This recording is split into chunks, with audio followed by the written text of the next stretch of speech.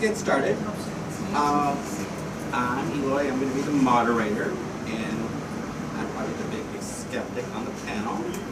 So this is going to be a lot of fun. So we have Niel and we have Daniel. And what I want you to do is quickly just tell us a little bit about yourself and kind of why you're interested in this particular genre. Go ahead. Sure. My name's Daniel Allen Jones, and I've been interested in a variety of alternative topics regarding metaphysical concepts, paranormal, aliens, UFOs, Bigfoot, all kinds of different strange things. I've been doing a lot of research over the last 7 years or so and produced videos on a wide variety of these subjects and manage a conscious media network called Vortexes. And I'm also a musician as well. Nice. I'm Niel. I'm from Alabama, so that's a prefix that takes care of everything. I was raised in Texas. I had zero interest in any of this. I'm the last human being on the face of this earth. I could be a cop, I could be in the military. I don't have a Cherokee grandmother. No Indian at all, which means that has nothing to do with anything. Like I said, was not interested at all until they came about 18 years. I fought them off, fought the system, so to speak, for about 5 years. I realized I was actually fighting myself. So now I help other folks. So you guys know me. But no, I wasn't the last guy on the face of the earth. In fact, had they not created such bizarre paranormal circumstances, it's like living in a Twilight Zone episode, I would have never even gone to see the medium lady, the synchronicity and coincidences that they had put in place, because I thought that was total bullshit. Not even on the radar. So I needed a lot of proof. I got it. I am a skeptic. I'm not a skeptic. But I am a skeptic. Okay, in other words, it has to kind of meet my criteria of, no, I'm not buying a cheap bag. So throughout the discussion, if you have a question, just raise your hand, and then that way they can elaborate on something that you'd like to know a little bit more about. I have only been to Roswell once, and I went to the Roswell Festival, and it was a lot of fun. But also, even in the presentations that they did and the things that they talked about, especially with some of the galactic stuff, and us really not thinking we're the only ones, I thought, you know what, it is a big universe, and there are conscious beings, there are things that we can connect to. One of my guys is not from here, and that's okay too. He's a little creepy sometimes. Niel was the first one to point him out to me.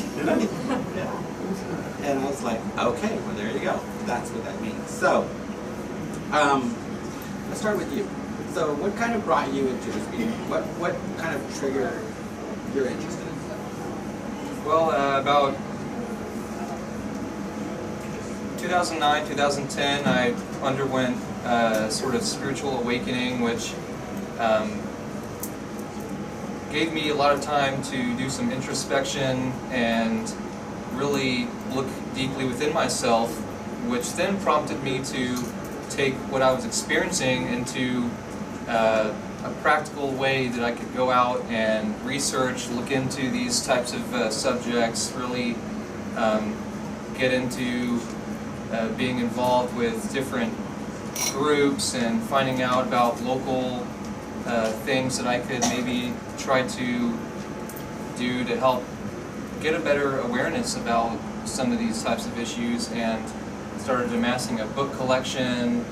And I think that having had an experience that I describe as spiritual took me to a place that I feel kind of connects a lot of these different areas together in a way that rather than coming from having read something or seen a movie on something and then went, oh, I think I'll start to look at it this way. I found that I was experiencing things within myself that took me to go and find out more about it from there. And I realized that through experiences I had as I was younger and other issues that I didn't really understand at the time, really I gained some clarity through as I found a lot of information that was it's really reassuring. There was a lot of affirmations that I had that, okay, you know, I'm not crazy. I'm finding out that a lot of people are having similar experiences, and that it's something that isn't really is just an isolated event. There are people all over the world, and a lot of people here who probably have had interesting experiences that, you know, we don't get information on in school or anything like that. Mainstream media doesn't really cover a lot of this type of stuff, but once we get together and have a collective, we can really open it up and become comfortable getting into these types of experiences, and that's something that I've always really been an advocate for. So I really enjoy being able to come and do events like this where we can talk about these types of interesting subjects. So one of the things that kind of happened with me is I do an energy healing called Bars Access Consciousness, where you kind of eliminate any thoughts and beliefs that are kind of holding you back. And I was actually doing one of these healings on someone, and it's really like tapping into their consciousness. And I have this ability to kind of take the journey with them. And one person I did it on just went boom, and I felt like I was on a roller coaster, like I went through a black hole. And I saw places and I saw things and I thought, whoa, this is kind of weird to kind of, and it was just like her consciousness going to what she knows and kind of, and it really, really kind of opened my eyes to think, you know, these are real experiences, whether they're in this plane of existence or another plane. I think part of that is kind of what opened me up.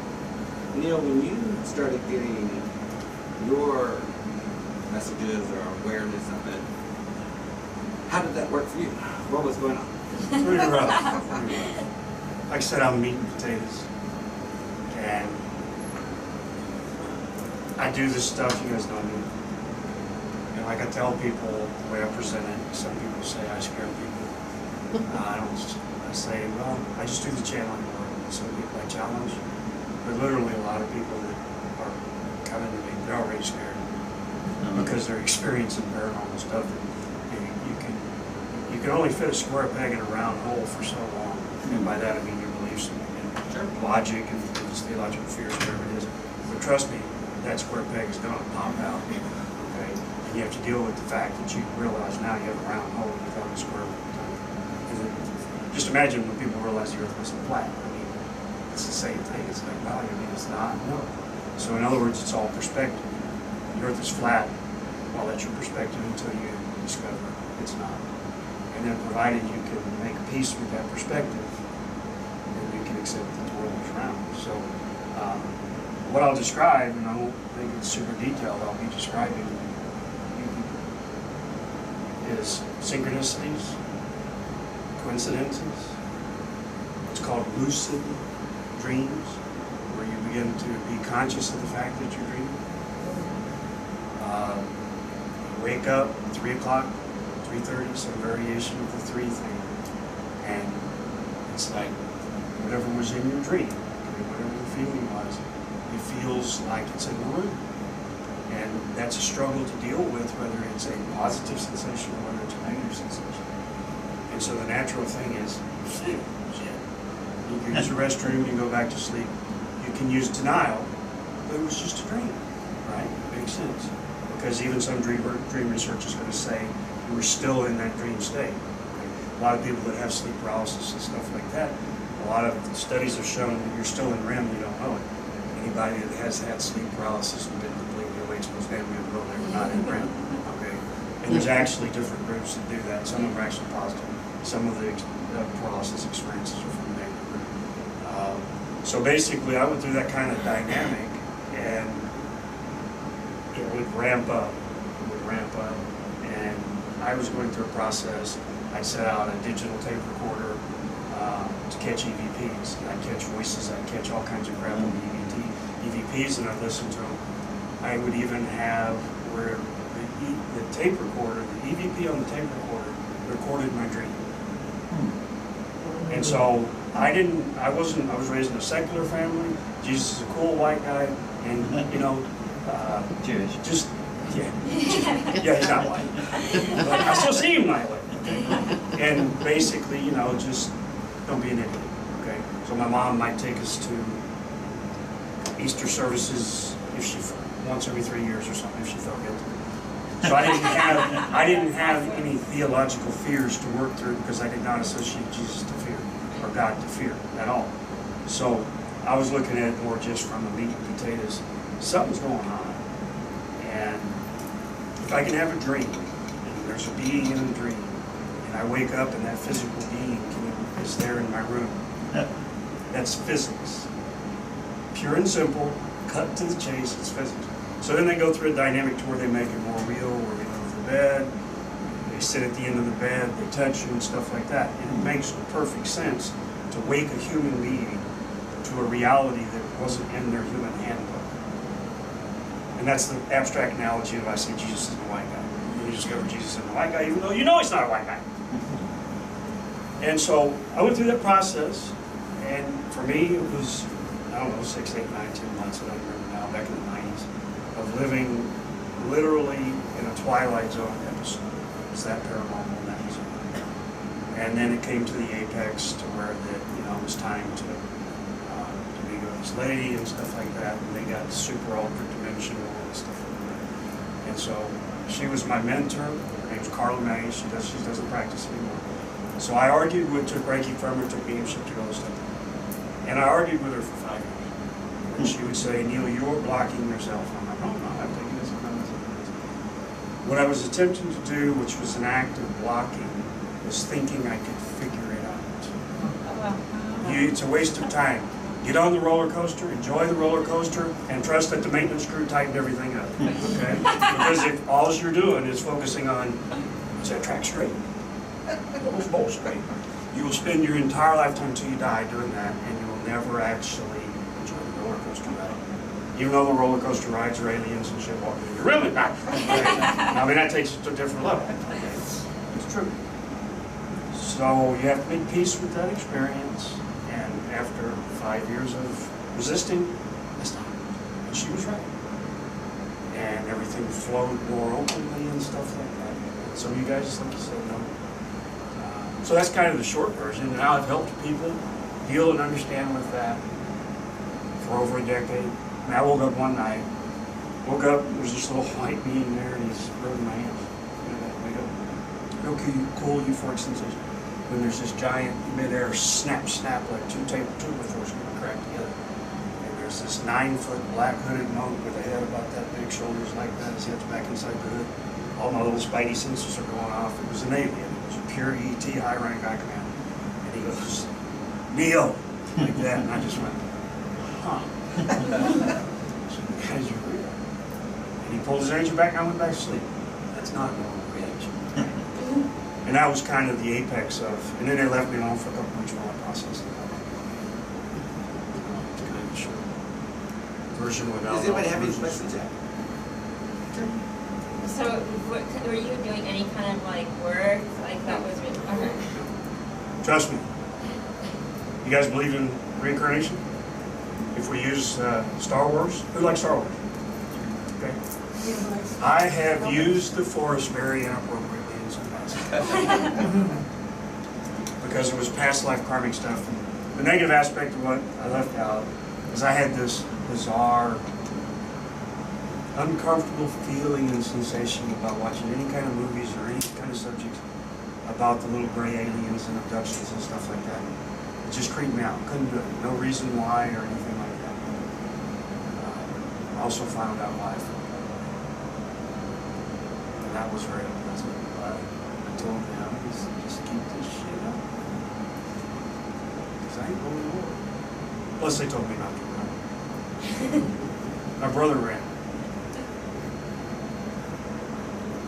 So Daniel, some people seem to be more receptive to this type of energy, or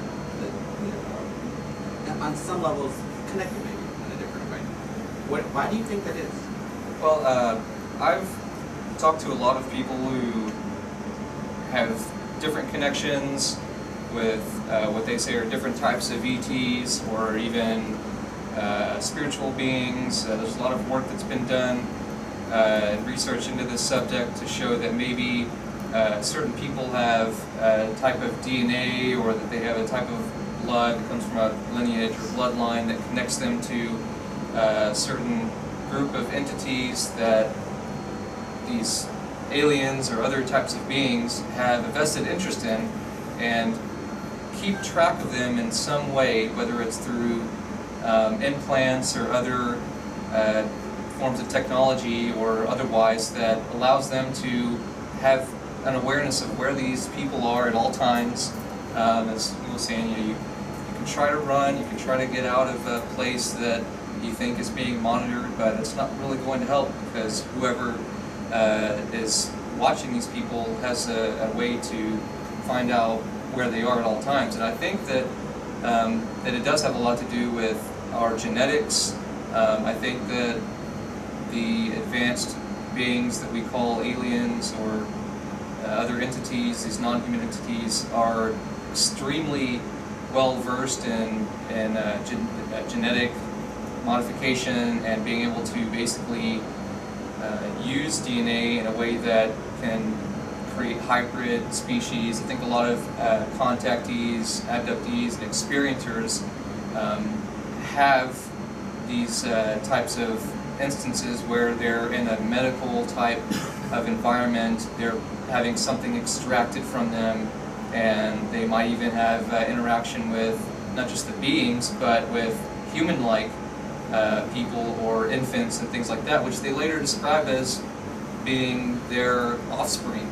And there seems to be something happening with these entities that gives me the indication that they're interested in certain people for primarily their genetics, their energy, their energetic signature. Some people like to describe it as light, or their spiritual soul type of concept. And I think that the more we look into these types of areas, how spiritual understandings that have been explained all throughout various ancient mythologies kind of will help us to connect some of these modern occurrences of you could say abductions and ET encounters, things like that, with what ancient people described. And some theorize that it could be because of the bloodlines that originated here however long back that may have been jump-started by advanced races. So there could be a lot of different explanations. I think that, to put it simply, that it could just be our DNA and our origins overall, and how it could be used to either benefit us or, more accurately, maybe even just them. So there's a lot to it. Cool. Does anybody else have any questions? Something that's kind of popped in their mind? So I think you kind of led into the next thing, and I don't know, Neil, or you want to kind of jump into that, but it is recorded throughout history. Many different cultures have recorded this through time, and tape drawings, and so what are your kind of thoughts on that? Me? I come at it from a little different angle, and I believe that human beings, actually as soul groups, come from different ET races, different galactic races, and then you come here and you incarnate into the human form for evolvement to experience the human condition, which that means not everyone's going to be one of Jesus' disciples. A bad Jesus joke.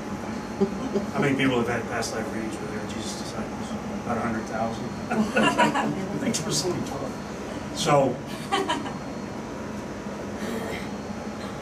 superstition, mythology, and religions are all aspects of physics, dimensional physics. We have bodies or consciousness that exist in these dimensions. And that's why if you have a lucid dream, what takes place in your dreams is real. How many people wake up with bruises that they can't account for? Okay, I mean yellow bruises behind your knee, okay? It's actually taken place because they told me. is it's not manipulated. It's filling in your DNA. So you have the ethereal DNA apparently, and ethereal bodies that exist as other things of existence. Some of the abduction scenarios are the physical body. But trust me, the camera's out, they don't show up.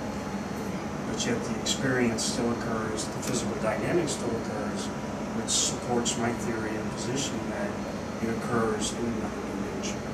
Okay?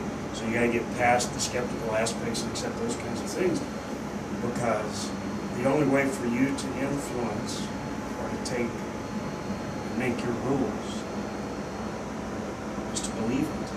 If you don't believe it, you can say all the crap you want, but you can't fool Mother Nature like they did butter from years ago. Okay? And so when you move past either logical issues, theological issues, you say, hey, no, that's not okay, and I'm going to stand up for this. Just you and them, it's a tough deal. I'm not saying it's easy, but that's the way this works. So all of your drawings, cave drawings, oral traditions, whatever they are, all throughout human society, they form superstitions, religions, mythologies, are dimensional physics interacting with beings from other dimensions. Again, whether we're ET, whether we're spiritual beings, all the same thing. I mean, without Facebook, how you know what an angel looks like? 80,000 years ago. Who are you going to bounce that off of? All you know, you're in a tribe somewhere, there's a holy man, a holy woman, that's just going to be an empath is what that's going to be. That's going to be a channel. That's going to be the empathic channel. And when you experience a positive being from another dimension, you'll have a tendency to worship that one. And when you experience a negative, trust me, you'll fear that one. They simply need to occur in balance. There's three kind of basic: positive, neutral, and negative. All of them simply providing evolving humans experience over millions and millions of years. I'm not saying that potentially different religious aspects may not have been downloaded into the human consciousness. That's entirely possible for us to work through, which the one we're working through right now is the God of Abraham. That's the biggest one that's causing the problems now. And I'm not talking about Christianity, I'm just talking about the whole thing. The Genesis story right over here, the God of Abraham, Adam and Eve. That's the one, Christianity, Judaism, and Islam. That's the three largest populous group, right, of the world. And is it in balance with itself? So what do you want to, how would you change that? Because you cannot eliminate an ideology. The only way to eliminate that is to eliminate the humans. You can't do that. So what if you populate the world with billions of empaths that are sleeping and you wake them up? And they change the collective consciousness of the planet by saying, I don't think Jesus was Caucasian. As an abstract. That's it's all there. It is all there. It's not hidden. It's in plain sight. It's funny you say that it's not hidden, because It's not hidden. Even in songs you can hear lyrics or things, for some reason. The drawings, the Renaissance drawings from Ancient Alien show last night. You guys have seen these Renaissance drawings where there's spaceships. There's all kinds of stuff from those authors. Either they experienced that through the dream state, it was downloaded in their consciousness through the dream state, or it was word of mouth and oral tradition and stuff like that. One of the things that the Ancient Alien hair guy gets correct is the Earth, different groups of humans were doing very similar things in a geological time frame that was very close to it. It could be 1,000 years. And that's building pyramids and structures and stuff like that. And the hair guy, his thing is that it must have been aliens that came because humans didn't have technology to cross oceans, right? You don't need to. Because if Daniel and I are a couple of aliens, all we got to do is whisper that into his mind and download it into your mind and download it into your mind, and then you do similar things. So you don't need to be able to cross oceans. So, anybody come up with a question? I agree. So I do have a question for Dan. So Well done. do you think there are specific areas in the world where there's either energy patterns or linear lines or something where these things are where, these beings are connected? Well, I think that if you look at lot of ancient sites all over the world. They seem to be aligned to what some people call ley lines, and an energetic grid, so to speak, that seems to cover the world through a various geometric pattern. And most of these sacred sites that were erected had some intention behind them, and have some kind of technological function, which a lot of people may not realize, but a lot of the construction materials used seem to indicate that they were not just burial sites and just mounds to worship ancestors, but actually had some kind of function that created a technical process. And this could be similar to maybe how the pyramids may have functioned, but it seems like whatever type of grid work is at play here in our world, just as we are becoming more familiar with different aspects of our world and nature through scientific means, it would seem plausible that an advanced group of entities would have, total knowledge of something like a grid that might be more prominent energetically here than there. And of course, there are many sites that you can go to which have a feeling that is maybe a sort of resonance or a field that, or vortex, that you can really tell the difference. That some people, that are more sensitive can say, oh yeah, I feel that this is got something to it. And I think that there's a lot of interesting speculation that ancient peoples would ingest metallic alloys, and through this ingestion it would settle in their intestines and, like a magnet, draw them to certain areas. And I think that that's an interesting speculation, but it's not a requirement by any means that we can't rely on our innate intuitive connections, spiritually, however, to feel these types of energies. But just the things that we can do to understand some of these geophysical phenomena that are causing this type of thing to happen are giving us the same types of results that I think these advanced beings might have had in their exploration or otherwise of this world. So there's all kinds of sites that you can go to. There's plenty of places around here in Texas and beyond that have activity that you can go and actually see. Like Marfa, Texas has some really interesting phenomena that you can go and see, which are lights and orbs, and people have different explanations. There's nothing ever been definitively proven about it, but people say that it's based on a ley line and that there's energy at work. And a lot of other places, Stonehenge, the pyramids, of course, and other ancient sites seem to be on these grids. And of course, this draws back to similar to what Niel was saying about the ancient alien perspective, that some time ago these entities or people had a greater involvement than we do now, and now it's just a tourist attraction. There's something to it, and I think that what we can do to substantiate these claims through our own scientific means will help us glean a better perspective about not just archaeology, but our history overall and our connection to greater forms of life. There's sites that are still in jungles that they haven't discovered. So the archaeological evidence is there. Right.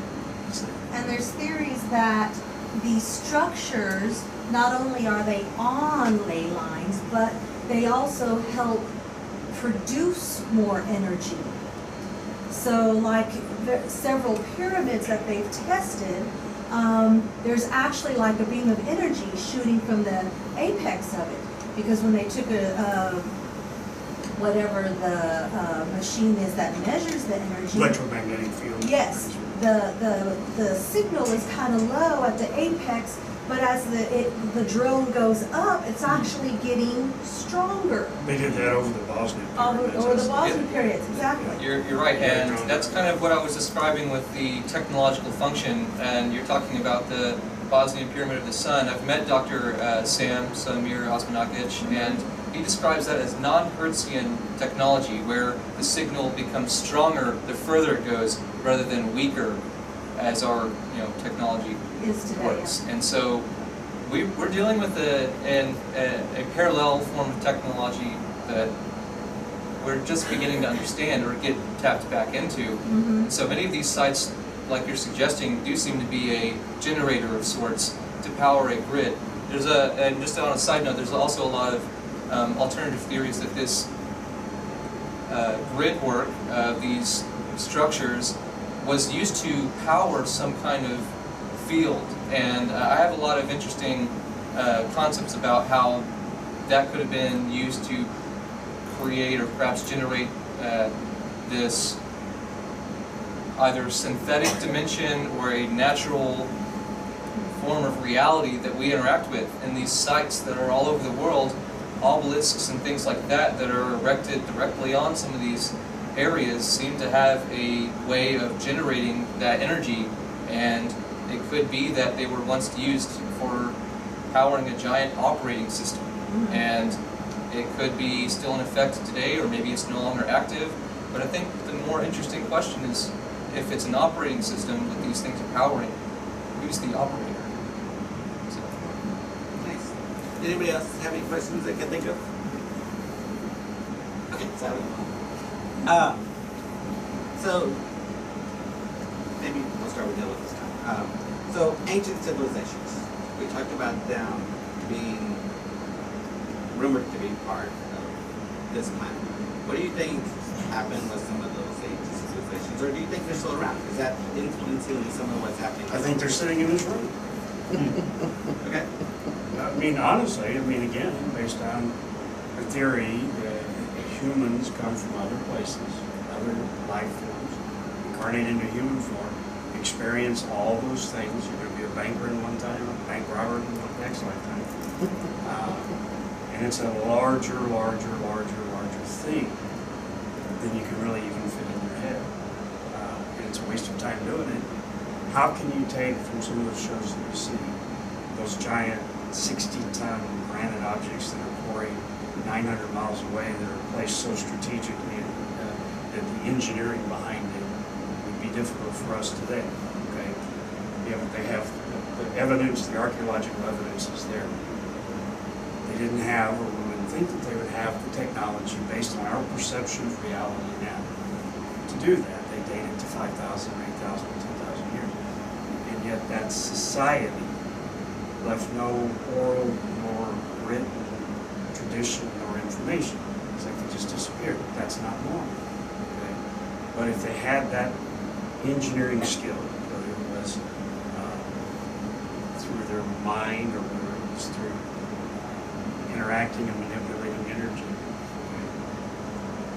If that was the case, then we should have outposts on Mars. If you extrapolate that out 5,000 years, right? Who's to say we don't?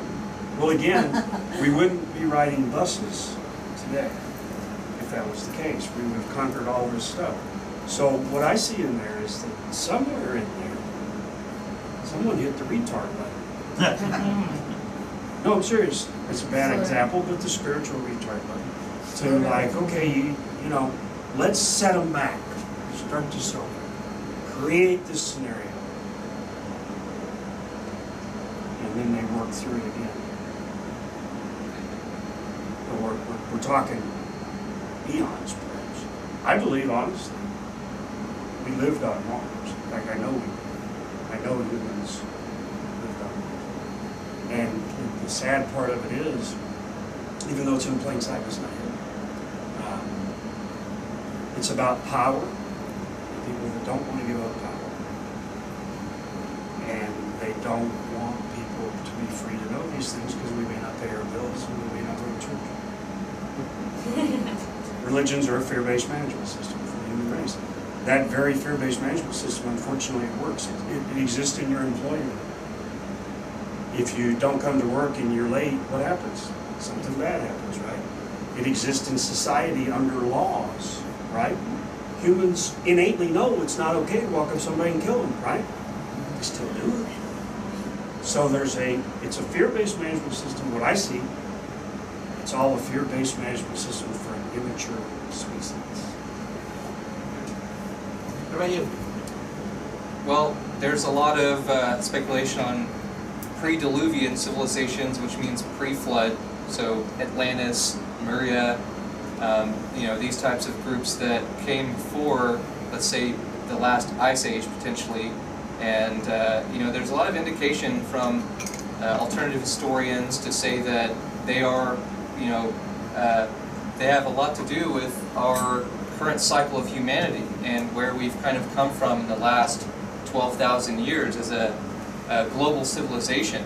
And you can see how, let's say, a culture that would have been globalized and had the same or very solidified concepts regarding their theology, their spiritual disciplines and technologies, all of these types of things that underwent some kind of catastrophic event, or there could have been a catalyst, either warfare or otherwise, that caused something like Niel's suggesting to basically shift our connection with each other and our ability to comprehend certain types of circumstances throughout history to become fragmented in a way that we have this, as what's often referred to as amnesia, humans with amnesia. And so we have this kind of forgetting that took place around several thousand years ago that seems to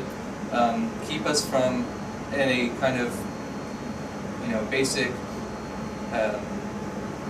way overall as a people, from knowing definitive facts about our true origins. And so I think that if we look back at these types of cultures all around the world that have the same types of structures, very similar mythologies, very similar technologies to use in building structures, building all kinds of different sites, and they all talk about histories long before them. And I think that there's something to these connections that lend insight to otherworldly origins, whether that's from another planet, another dimension, whatever have you. And so there's something, I think, to our history that we're really missing out on. And there's, people say that we may never know. I think someone knows. And I don't mean just like one person. I think that there's, cryptic groups, unofficial types of agencies that have a vast knowledge and collection of artifacts that give direct credence to all kinds of things like Atlantis, advanced entities or beings that roamed this planet or that may still do, technology, exotic technologies, breakaway civilizations living in yet to be undisclosed locations in this world. There's a lot to it, and there seems to be more than meets the eye with what's happened in our history. They talked about full disclosure. Do you ever think it'll be in this lifetime of ours?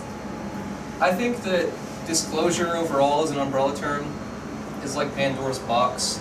I don't think there will ever be a time when the U.S. government or any other agency will come out and say, oh yeah, there's aliens.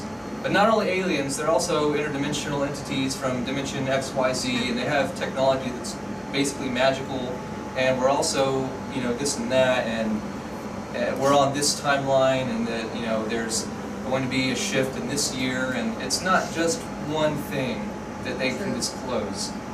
If you're going to talk about full disclosure, it's got to be something that completely revolutionizes our whole paradigm, and I don't think that any agency has any kind of contribution to that, because they don't have it all. And I think that the things that they do have, they're going to hold on to, because how can you tell your people that you've been lying for a century or more? Well, that's the whole thing. You can pull the string that undoes the bonnet. I mean, no president, that's one of the things that each president, like maybe Carter or somebody's going to come in and basically can't you see, I'm going to find this out and tell the public. These guys come in and say, that's okay, here's what's going to happen. And you're going to be known as the president that sunk the economy of this country for 1,000 years because economic collapse didn't take place. What do you think that the world would do if they were unequivocally realized and don't take this the wrong way, but there's no other way to take it. There's no such thing as God. Not in the form that you've got. And if ETs actually come in and say, yeah, that was us. I mean, everybody in this room would probably go, okay, there's a lot of folks that would. Just on a side note, you know, alternatively, there have been a lot of insiders that have come out, and even from you know, official standpoints that do disclose a lot of information. There's also the Freedom of Information Act, which you can go to and find out that there are several documents on many of these different alternative areas that, you know, many people still really don't know much about. And there are official documents disclosed on things like UFOs, non-human entities, various ancient anomalies around the world. It's there. It's just not going to be something you'll see on Fox News one day, all together, a big rally, you know. And I think that with the sort of small things happening here and there with various whistleblowers and informants, it could be part of a program to systematically disclose some of this information, or it could be through the effort of our collective awareness that it's just springing back up through our subconscious. And I think it's a combination of all of those things. But I don't think that we'll ever have a time where a governmental agency will just come out and disclose a completely radical, worldview-changing seminar that isn't just one subject. Like it'll be either, okay, we have evidence to show that there might be some intelligent forms of life, but that's it. We're not going to discuss, you know, that there could be spiritual entities that have been altering our, you know, history for aeons or anything like that. It would be very cut and dry, as it's always been. And another thing is that you wouldn't want to alert or alarm people that, well, there are things flying over our skies and we can't do anything about it. It's defense secrecy to make sure that there is a lid closed on anything like that, because you don't want to just tell people, by the way, even though we're the strongest, you know, military force in the world, we still can't keep these objects from flying over anywhere they want. And that, you know, is kind of concerning to people who really feel insecure, but, you know, no one here probably cares so much, but it's just something that I don't see ever really happening on a full scale. But I could be wrong. I was gonna say, it could Prove us come out- wrong. I was going to say, it could come out 120 characters or less. We don't ever know. Yeah. It may not be any single government's choice. One tweet. Yeah, just If single it's tweet. time for the world to see, governments may have nothing to do with it. And it could be True very story. It's so time. minuscule that it could be covered up with the biggest, you know, pop culture thing happening at the same time as, oh, by the way, we discovered that there's life on so-and-so and that there's an ancient site that's been disclosed. And just sweep that under the rug while we're watching all the biggest pop idols in the world right now. And Do a you lot know of how, that kind of do you stuff know how happens. you distract the world? What's that? How's Create a religious world. And that's the direction that you can see it going. And that distracts the world. It's, But you're kind of making me sit and think, I mean, I'm sitting here listening to all of this, and it's making me feel like, what if all of it's just a big program? It is. And your program is to be this entertaining person, and it's all pre-programmed, and at some point somebody may get bored and just push the power button. It could be. That's a very good point, and I think I'm reminded of the operating system concept with the operator calling the shots of what's going on. And if we're in this system, people like to use the word matrix or however, it could very well be that we're in a program that is being altered by various forms of reality and entities operating it in some way that could be for better or worse.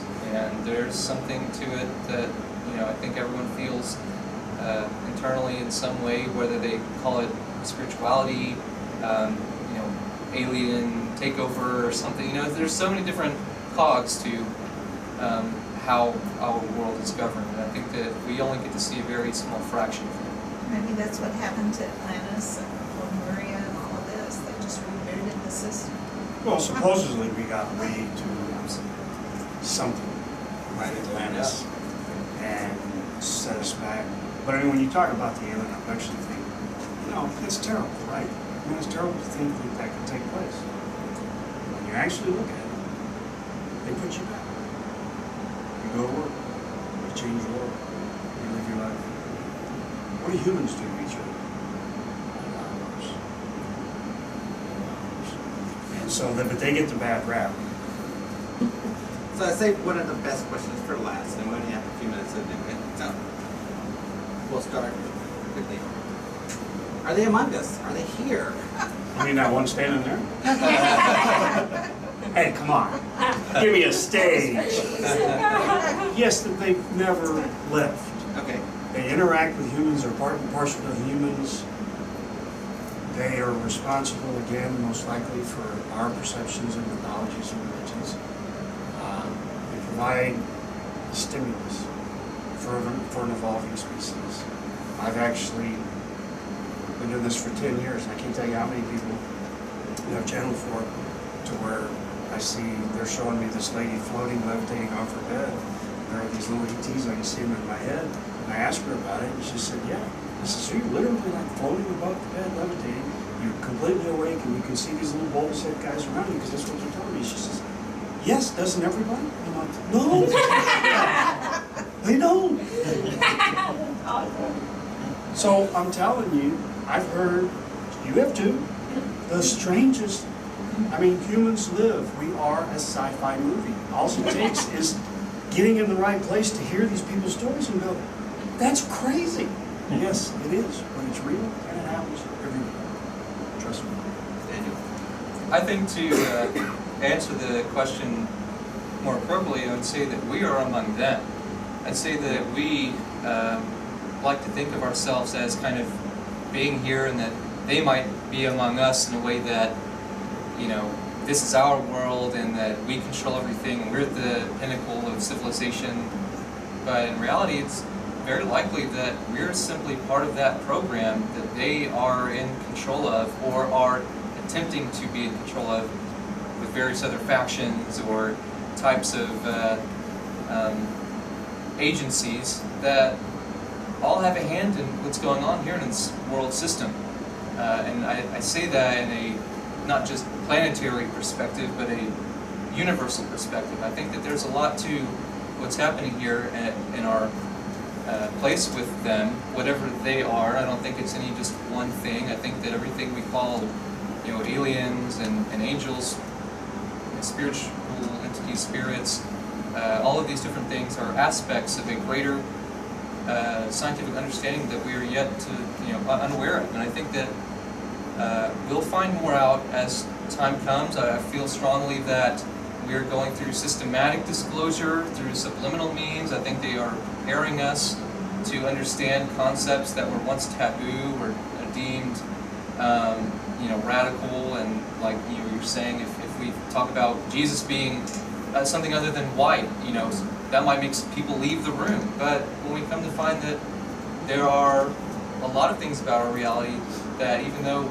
we might think are set in stone in our mind, that nature will have a different answer for, or a different perspective for us. And so I think that with all the different types of and forms of consciousness that we are amongst and a part of, it's always been taking place. And I think that it could be that we are being prepared to be put in a greater position of power depending on how things go. If we're still undisciplined as a species, as a human global civilization, we're not going to get given the keys, so to speak. They're going to keep it locked up for us and, until we can kind of mature to the point of maybe where we can finally become the operators of our own system. But right now I don't think it's us, and I think that it's someone else. You just twisted that on me. We could be among them. Again, concept I never thought about. So I think that's pretty interesting. Did anybody have any questions? Since So like, where do you feel like humanity is, like, say, like, ranging from like infant to like toddler to like teenager? Like, where in our evolutionary journey do you feel that we are, like, right now, that we're gonna get to the next place? Are we becoming teenagers? Are we becoming? I think that I'll just make a quick mention. Through basic material suggestion, I've spoken with Dr. Michio who talks about what's called the Kardashev scale, which is a scale used to grade a civilization. We are a type 0, which is, we're not even a global civilization. We're fragmented in different places over the world, you know, bickering about this and that. Once we reach type 1, we will harness the power of the entire planet in harmony and equilibrium. Type 2 harnesses, according to, you know, conventional astronomy, harnesses the power of an entire solar system and the sun. Type 3 would be a galactic civilization, flourishing all throughout the galaxy, like Star Wars. But right now we're type 0, according to physical means. But on the other hand, I think that we're, through a collective conscious point of view, we are going through a regression of all of our past through our modern incarnations and trying to bring in our awareness of these experiences from that past in a way that helps us get out of adolescence. That's where I would say we are, getting out of adolescence, becoming or coming into maturity. I think we're infants. Did anybody, We're infants. anybody else have any questions? So we're going to wrap it up. I do know that you're going to take the next segment, so that's going to be on Do They Exist? And you're going to talk about a wide variety of things, correct? That's correct, and I'll have a PowerPoint presentation to share about some interesting and fun topics. Do they exist? It's a very allegorical kind of question. I think that it's something that we all have our own opinions and feelings on, but it'll kind of rile some things up, bring some perspective on other issues, and, you know, And be a then good time. you have a gallery after that. I have a gallery at 10 and for, Five. $5, $10 a piece. And Where's that?